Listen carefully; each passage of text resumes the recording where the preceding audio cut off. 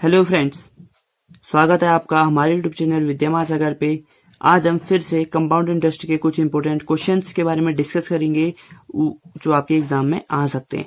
ये कुछ अलग टाइप के क्वेश्चंस होंगे, जैसे हमने पिछली वीडियो में डिस्कस किए थे, उनसे अलग टाइप के क्वेश्चन होंगे जो आपके एग्जाम में बन सकते हैं।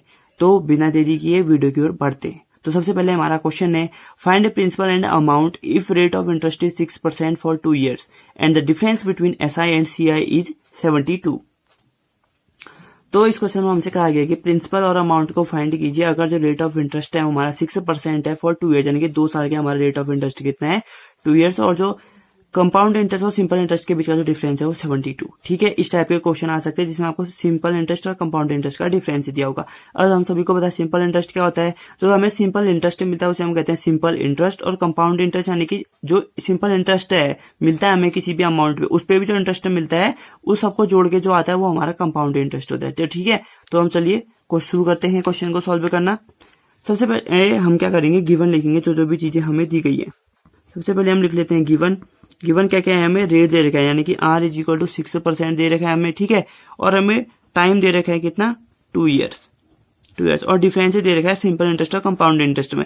अब हमें पता है कंपाउंड इंटरेस्ट बड़ा होता है, सिंपल इंटरेस्ट छोटा होता है, तो हम क्या लिख लेंगे CI minus SI is equal to 72। ठीक हो गया, 72 रुपीज। ठीक है, ये हमारा एक इक्वेशन हो गई, जो भी है हमको जो चीज गिवन है। अब हमें मानना पड़ेगा, प्रिंसिपल मानना पड़ेगा कुछ ना कुछ, तो हमने मानते हैं लेट प्रिंसिपल।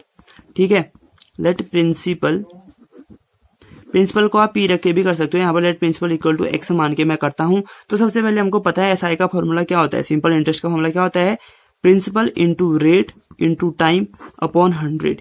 यानी कि प्रिंसिपल तो हमें कितने कितना हमारे पास X है, रेट कितना है हमारे पास 6 है, और टाइम कितना है 2 अपॉन 100। ठीक है, तो 2 1 जा 250 जा 100 होता है, तो 2 3 जा 6 और 2 25 जा 100, यानी कि 3x अपॉन 25। यहाँ से हमारा क्या आ गया SI।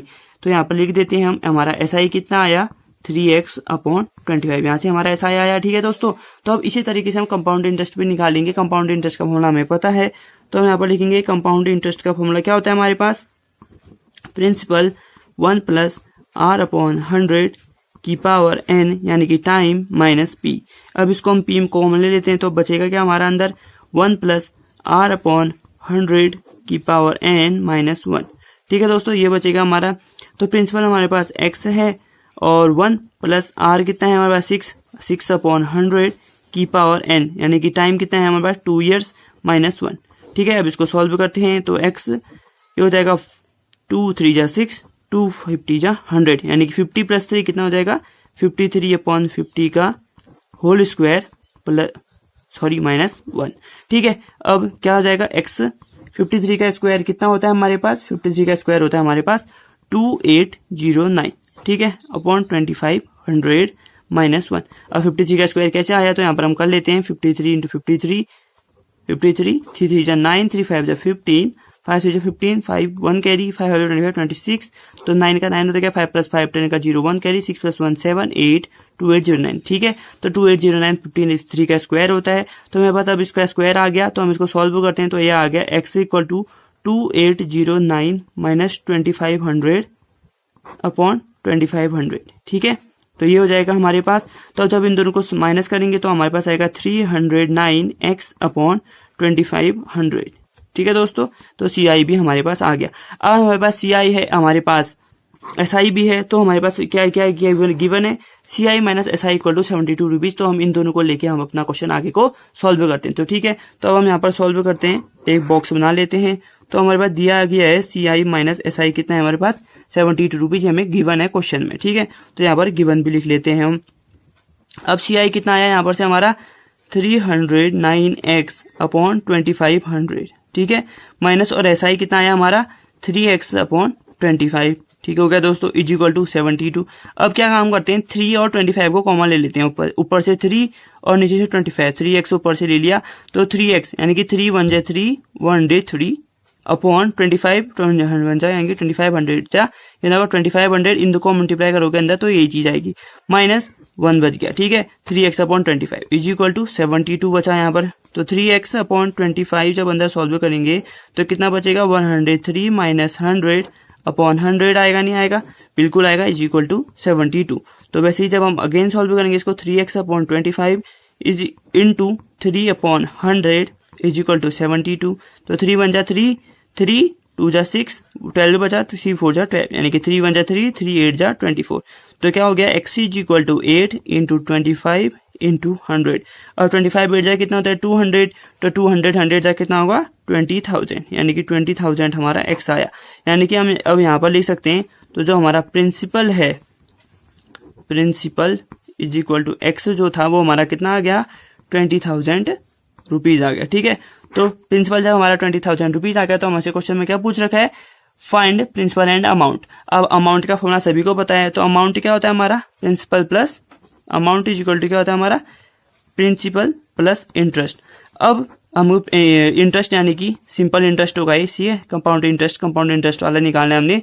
तो ठीक है, तो इसका कंपाउंड इंटरेस्ट कितना होगा, तो सी इक्वल टू कितना होगा, देखो 309 अपॉन 2500 इंटू 20,000। अब क्यों अब 20,000 क्यों, क्या, क्योंकि अभी हमारे एक्स की वैल्यू कितनी आई, देखो 20,000। तो 20,000 रखा, 2 जीरो 2 जीरो, 25 1 जा 25, 8 जा 200, यानी कि 8 9 जा 72 और 8 3 जा 24, यानी कि 2470 रुपीज हमारा क्या आया कंपाउंड इंटरेस्ट। अब यहाँ पर आप कह सकते हो कि जो हमारा प्रिंसिपल और अमाउंट है हम वो कंपाउंड इंटरेस्ट का भी निकाल सकते हैं, लेकिन जब आपके पेपर में क्वेश्चन आएगा ना तो आपको यहाँ पर दिया गया होगा कि जो अमाउंट है वो कंपाउंड इंटरेस्ट को कैलकुलेट करके निकालो।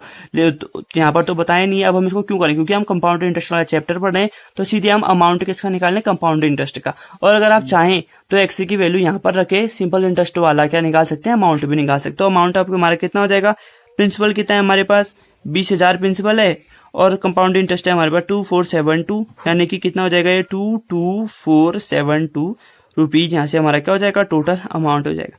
ठीक है दोस्तों, तो इस तरीके से हम अपने पूरे क्वेश्चन को सॉल्व कर सकते हैं। मैंने पिछले क्वेश्चन में कहा था कि आपसे बहुत सारे ऐसे क्वेश्चन भी आएंगे जिसमें प्रिंसिपल और अमाउंट साथ में पूछ सकता है, तो देखिए उनमें से एक क्वेश्चन ये भी है जिसमें प्रिंसिपल और अमाउंट साथ में पूछा गया है। ठीक है, तो और बहुत क्वेश्चन ऐसे आ सकते हैं जिसमें सीआई और एसआई को अलग अलग दे दिया होगा कि सीआई इतना है, एसआई इतना है, सीआई इतना है और एसआई इतना है। ठीक है, तो आप उसको भी इजी तरीके से सॉल्व कर सकते हो। तो बढ़ते हैं अगले क्वेश्चन की ओर जो हमारे आज की मैं आपको बताऊंगा। तो ठीक है, तो मैं उम्मीद करता हूँ कि अलग समझ में आया होगा।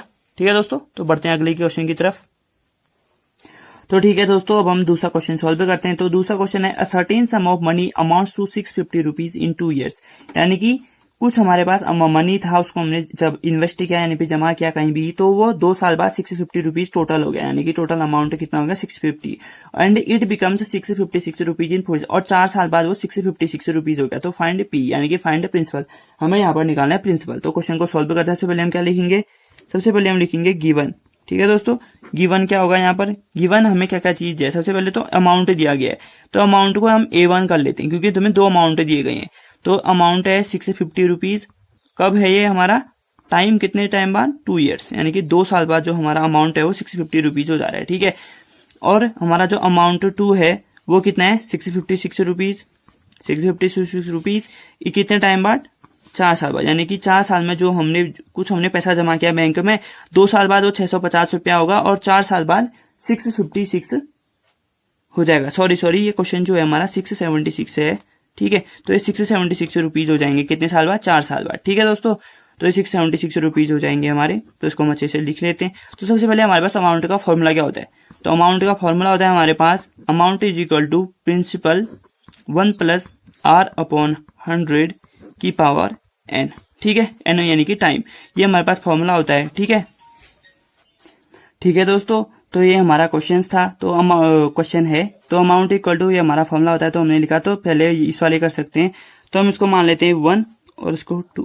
ठीक है, तो फ्रॉम 1 करेंगे, सबसे पहले हम फ्रॉम 1 से जो भी चीजें हमें 1 दी गई सब इस फॉर्मूले में पुट करेंगे। तो हमारा फॉर्मूले 1 से क्या है 650 इज इक्वल टू प्रिंसिपल को P मानते हैं। ठीक है, 1 + R/100 क्योंकि हमें रेट भी नहीं दिया गया है, तो n कितना हो जाएगा हमारा, यहाँ पर n कितना है देखो हमारा 2, तो ये हो जाएगा 2। अब हम इसको मान लेते हैं इक्वेशन नंबर 3। ठीक है, और वैसे ही फ्रॉम 2, यानी कि जो हमारा इक्वेशन नंबर 2 है इसमें अमाउंट कितना है हमारा 676 इज इक्वल टू प्रिंसिपल हमें पता नहीं है 1 + R/100। ठीक है, अपॉन 4, ये हमारा इक्वेशन नंबर 4 हो गई। अब आप कहोगे कि दोनों में प्रिंसिपल PP रखा और रेट भी RR रखा, क्योंकि हमने सेम इसलिए रखा ना क्योंकि जो हमारा जो सेम मनी है ना वही 2 साल बाद 650 हो रहा है और वही मनी जो हमने जमा किया वो 4 साल बाद 676 हो रहा है। ठीक है, तो इस तरीके से हमने इस क्वेश्चन में जो प्रिंसिपल है वो सेम रखा, सेम रखेंगे हम। जब भी ऐसा क्वेश्चन आएगा तो हम प्रिंसिपल सेम रखेंगे, साथ में रेट भी हम सेम रखेंगे। अब क्या करेंगे, अब हम दोनों को डिवाइड करते देते हैं। ठीक है, डिवाइड इक्वेशन 3 बाई इक्वेशन 4। अब हम इक्वेशन 3 को इक्वेशन 4 से डिवाइड कर देते हैं, यानी कि 650 upon 676 is equal to P 1 plus R upon 100 upon P 1 plus R upon 100 की पावर 4 की पावर 2। अब प्रिंसिपल से प्रिंसिपल कैंसिल आउट हो जाएगा। ठीक है, अब जो है हम इसको भी डिवाइड करते हैं। तो सबसे पहले हम इसको करते हैं मल्टीप्लाई, डिवाइड करते हैं। तो ये हो जाएगा 2 3 जा 6 325 अपॉन 2 3 जा 6 2 3 जा 6 और 2 3 जा 18। ठीक है, तो ये हमारा ये आज ये चीज आया। तो अब हम क्या करेंगे, देखो ये 1 प्लस R अपॉन 100 का स्क्वायर है और 1 प्लस R अपॉन 100 की पावर 4 है। तो अब दोनों का जो बेस है, एक्सपोनेंट जो दोनों के बेस हैं वो सेम है और उनका जो एक्सपोनेंट है वो अलग अलग है। अब क्या करते हैं, जब ये ऊपर जाता है तो इसका जो पावर होती है ना वो क्या हो जाती है, माइनस में हो जाती है, हम सभी को पता है। तो ये कितना हो जाएगा 325 अपॉन 338 इज इक्वल टू कितना हो जाएगा ये, इसको हम सॉल्व करते हैं। इसको हम लिखेंगे 1 प्लस R अपॉन 100 की पावर का स्क्वायर 1 प्लस R अपॉन 100 की पावर -4। ठीक है, अब ये कितने जाएगा, 13 2 जा 26 13 5 जा 65 13 2 जा 26 बटा 78 13 6 जा 78 ये हो गया। ठीक है, अब इस साइड क्या आएगा हमारा, ये आएगा, देखो हमारा जब बेस हमारे सेम होते हैं तो उनकी जो पावर होती है वो हमारे ऐड हो जाती है, यानी कि 2 - 4 कितना होगा -2। ठीक है, 1 प्लस R अपॉन 100 की पावर -2 हो जाएगा। ठीक है, तो अब ये अगर इसको देखो 25 अपॉन 26 इज इक्वल टू, अब जो पावर हमारी माइनस में, अब इसको प्लस बनाने के लिए क्या ले जाते हैं हम, अपॉन के नीचे। ठीक है, जैसे हम इसको 4 को ऊपर लेके आए अपॉन के तो ये होगी माइनस, और वैसे ही इसको हम नीचे ले जाएंगे तो हो जाएगी प्लस। ठीक है, वैसे ही अगर कोई पावर नीचे माइनस में है ऊपर ले जाएंगे तो प्लस हो जाएगी, सेम चीज रहती है। तो ये हो जाएगा 1 अपॉन 1 प्लस R अपॉन 100 का स्क्वायर। ठीक है, तो अब हम इसको क्रॉस मल्टीप्लाई कर देते हैं तो ये आ जाएगा हमारा 1 प्लस R अपॉन 100 का whole square is equal to 26 upon 25। ठीक है, ये चीज हमारी वैल्यू है। अब हम इसको आगे को सॉल्व नहीं कर सकते। अब कहोगे आप इसका अंडर रूट निकालेंगे तो 26 का अंडर रूट तो आप निकाल नहीं सकते, लेकिन 25 का आप निकाल सकते हो। 25 का होता है 5। फिर क्या करोगे, फिर इसका बहुत ज्यादा कैलकुलेशन हो जाएगी, लेकिन अब हम यहाँ पर एक ट्रिक यूज करेंगे जो आपको याद करनी है। ठीक है, अब 1 प्लस R अपॉन 100 का स्क्वायर है, देखो ऊपर देखो हमारे पास 2 इक्वेशन आई, इसमें 1 प्लस R अपॉन 100 का स्क्वायर है। अब हम इसमें जो इसकी वैल्यू आई है नीचे से 26 अपॉन 25, अगर इसमें डायरेक्ट रख देते हैं तो हमारे पास प्रिंसिपल आ जाएगा। ठीक है, तो वही लिखेंगे फ्रॉम 3। ठीक है, तो अब हम यहाँ पर लिख लेते हैं। ठीक है, तो हम लिख देंगे यहाँ पर फ्रॉम 3, यानी कि इक्वेशन थर्ड को यूजिंग करके क्या लिखेंगे हम, जो हमारी ऊपर थर्ड इक्वेशन है वो क्या है, देखो 650 is equal to P 1 plus R upon 100 का होल स्क्वायर। ठीक है, अब हम इसको मान लेते हैं ऊपर थर्ड फोर्थ, ये हमारी फिफ्थ इक्वेशन हो गई।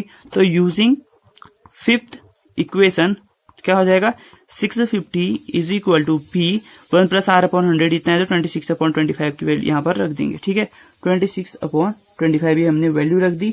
अब हम इसको फर्दर आगे को सॉल्व करते हैं। अब क्या होगा, देखो 13 2 जा 26 होता है और 13 5 जा 65 और 13 0 जा 0 तो 0 होगा, तो 2 1 जा 225 जा, यानी कि जो हमारा प्रिंसिपल बचा वो कितना बचेगा 25 इंटू 25।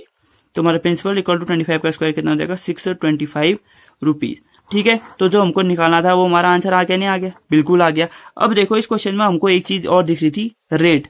अगर आप चाहें तो आप उस क्वेश्चन में रेट भी आराम से निकाल सकते हैं। ठीक है, अब हमारे पास प्रिंसिपल आ गया है, हमारे पास इंटरेस्ट है, हमारे पास सभी चीजें हैं, तो आप रेट को भी इजीली कैलकुलेट कर सकते हैं। तो ठीक है दोस्तों, मैं उम्मीद करता हूं कि आपको ये वीडियो पसंद आई होगी। अगर आपको वीडियो पसंद आई है तो प्लीज लाइक कीजिए। ठीक है दोस्तों, प्लीज लाइक कीजिए, जितना ज्यादा हो सकता है उतना लाइक कीजिए, शेयर कीजिए अपने दोस्तों के साथ, और कमेंट करके जरूर बताएं कि आपको वीडियो कैसी लग रही है, और चैनल को सब्सक्राइब जरूर करें ताकि ऐसी ही हमारी सारी इन्फॉर्मेशनल वीडियोस आपके पास पहुंच जाएं।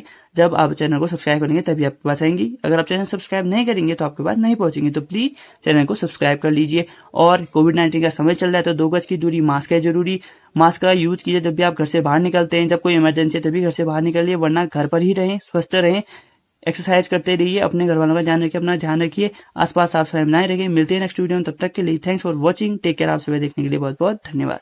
जय हिंद, जय भारत।